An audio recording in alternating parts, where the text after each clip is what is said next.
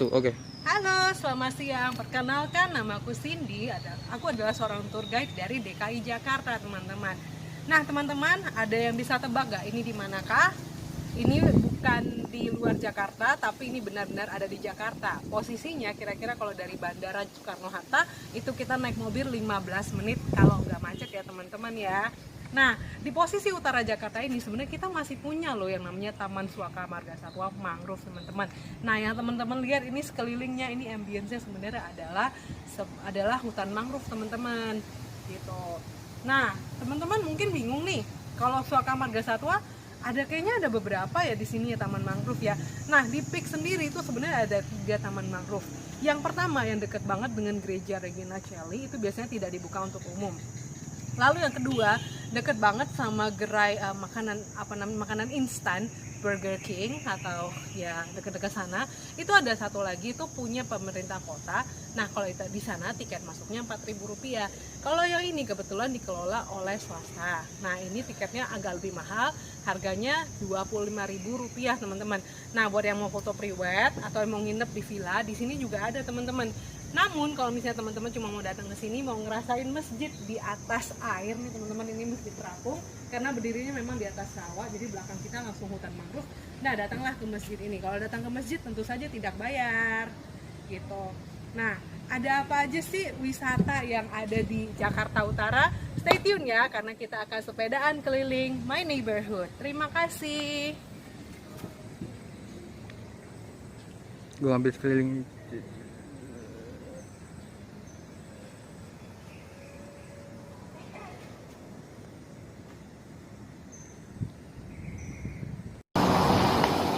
Nah, teman-teman, kalau di wilayah utara, biasanya kalau teman-teman jalan-jalan ke Peak, pasti penasaran dengan gedung ikonik yang dibangun ini, yaitu Yayasan Buddha Suci Indonesia. Nah, teman-teman, ini sebenarnya bukan sebuah kelenteng ya, teman-teman ya. Kalau teman-teman mau sembahyang kayak ke Glodok, itu tuh nggak ada di sini. Nah, ini apa sih, teman-teman? Aslinya di dalam sini ini adalah kompleks sekolah. Ada TK, ada SD, ada SMP, ada SMA yang berlandaskan pada cinta kasih dari ajaran agama Buddha, teman-teman. Nah, biasanya di sini juga teman-teman di hari Minggu itu mereka ada kayak ibadah, namun ibadah simpel ya, lebih banyak bekerja untuk bidang sosial, teman-teman. Jadi kalau misalnya teman-teman lihat nih, biasanya pakai seragam biru sama celana putih, lalu yang suka bantu kerja sosial di rumah sakit, terus sudah ada baju dan duit, biasanya dari mana kan mereka? Yaitu dari Yayasan Buddha Suci ini. Terus di sini juga mereka punya recycle center, teman-teman. Jadi misalnya kita pakai plastik atau kita pakai kaleng yang misalnya biasanya habis kita minum kita buang gitu kan ya. Nah, mereka akan kumpulkan, kemudian mereka daur ulang untuk kembali dipakai agar dunia ini tetap hijau dan lestari. Nah, itu kira-kira sedikit cerita dari Yayasan Buddha Suci. Yang penasaran ada apa dengan Yayasan Buddha Suci? Langsung aja cus kepoin aja.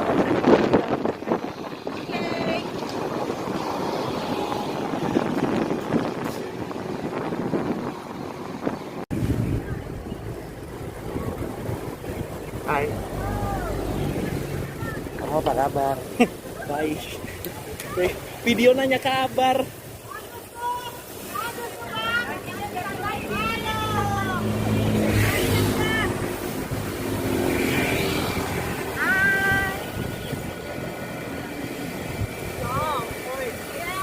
Jangan datang lagi cinta.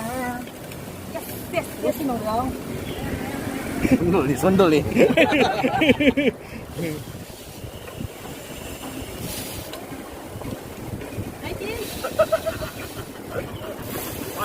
Bener gua. Aksi ape, sakai.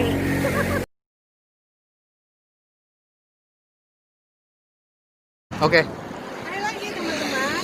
Nah, kalau di sini ini sebenarnya ya bukan objek wisata sih, sebenarnya ini di tengah jalan, teman-teman. Cuman ini tempat sekarang yang lagi jadi trendingnya teman-teman yang lagi doyan sepedaan.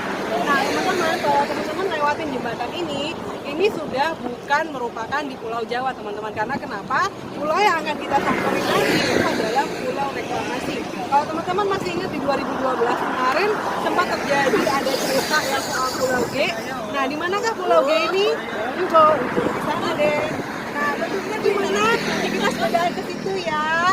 Dadah. Gimana? 2, 1.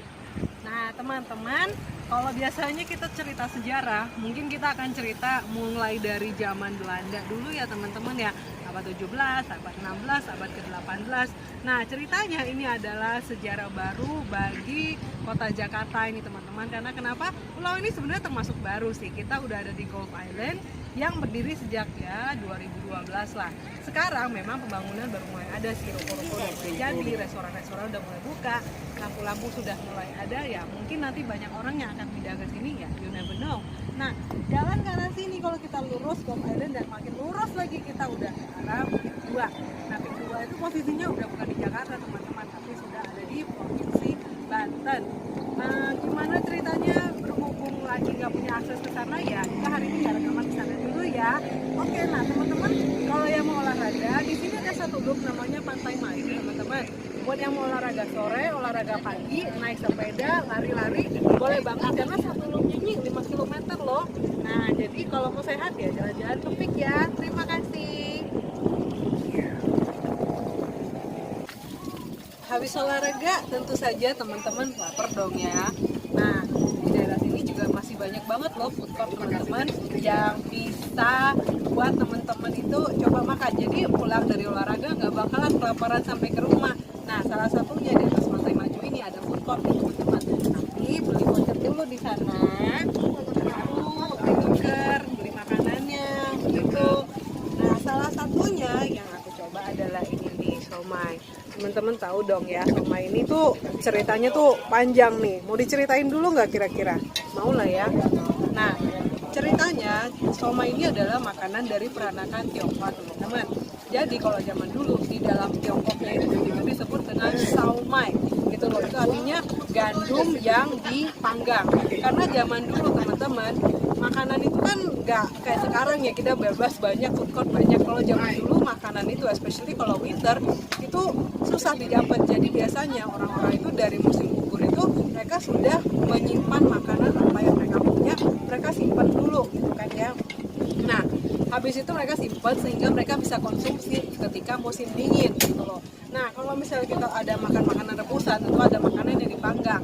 Nah ini biasanya terutama dimakan di orang-orang Tiongkok yang sebelah utara, karena mereka lebih banyak steak konsumsinya lebih banyak yang dipanggang, karena sao itu artinya dipanggang. Nah karena orang-orang dari peranakan Tionghoa ini banyak juga nih yang turun ke Asia Tenggara, salah satunya Indonesia. Nah terjadilah yang namanya asimilasi. Salah satunya adalah ini nih teman-teman, ini adalah somai khas dari Bandung. Nah kalau yang di Tiongkok aslinya biasanya pakai daging babi, cuman karena di sini banyak orang yang berasimilasi dan tidak semua orang tuh punya privilege untuk makan daging babi ya teman-teman ya. Jadi digantilah dengan daging ikan, karena di Indonesia pun ikannya banyak. Nah karena daging juga mahal ya teman-teman ya, jadi nggak semua juga pakai ikan. Akhirnya ada pakai centang, ada pakai telur, dan biar bumbunya lebih enak, lebih mengena kepada orang-orang, akhirnya kita menggunakan bumbu kacang.